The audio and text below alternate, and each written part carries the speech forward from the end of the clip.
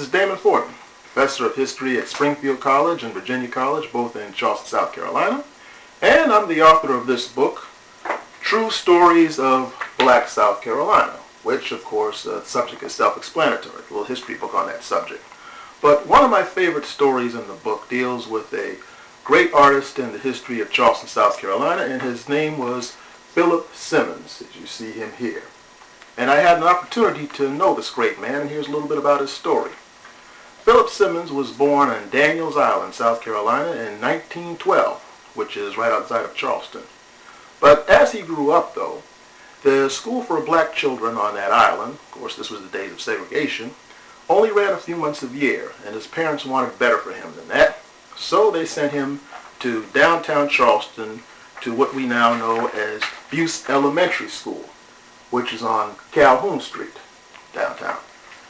While he was there, however, he was, of course, in poverty at the time, as many African-American children were in Charleston, and he walked by the blacksmith shop of a man named Peter Simmons in 1925, when he was about 13.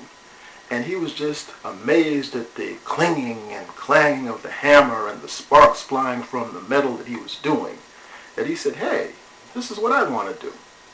Peter Simmons, incidentally, who was of no relation to Philip, was a former slave whose ancestors came from the upper west coast of Africa among the Mandinga people, who were well known for ironworks back in those days.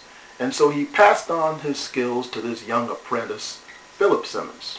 And soon they were making things such as carriages for horse-drawn carriages in those days, as well as ironworks throughout the city of Charleston.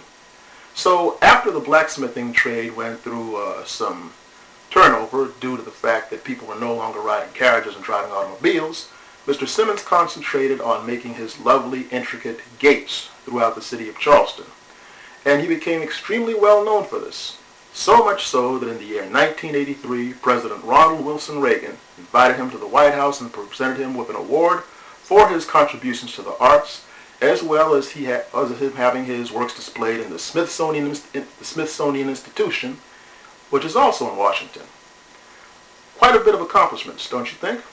Well, along with being a national treasure that people would drive by and watch him do his work in 30 Blake Street in downtown Charleston, I got to know him fairly well, and a couple of incidents, I think, with some of his character.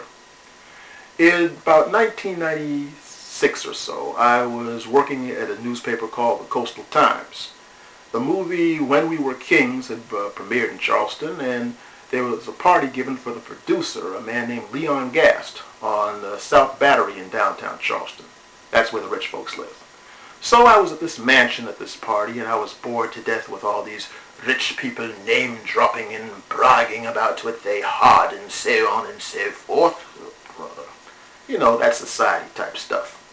But then, while I was just trying to make my exit, I looked over and I saw the great Mr. Simmons sitting there in a tuxedo with all these rich people just surrounding him and oohing and eyeing him over his contributions to the arts.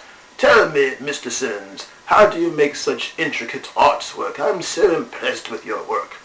And Mr. Simmons, who was then in his 90s, just sat there and calmly said, well, all I do is just take care of the customer. That's all I do. When they ask me to do something, I just make the work in the way they want it, and that's all you got to do is just take care of your customer. And I sat there and watched this, and I thought about the fact that here's a man who, in his youth, would never be allowed at a party like this unless he was there to serve refreshments or clean up the place. But yet, on the strengths of his talents and those who fought to get him a better life, he was able to sit there among these wealthy, well-to-do people and be honored by them on the basis of his contributions to society. And so that's a fine example of a popular spiritual in the black community that goes, may the work I've done speak for me, and the work he did spoke for him. Then a little while after that, I was working with a group of young people for the Avery Institute in downtown Charleston, and I took them to see Mr. Simmons, along with his grandson, Adeyefunian. And so, while we had the children there, he was there clanging and making little letters of each of the children's initials and such. And mind you, he was in his late 90s at the time. And one of the little girls who was there asked him, "Mr. Simmons, how long did it take you to learn to be a blacksmith?" And he looked at her and smiled and said, "Honey, I'm still learning.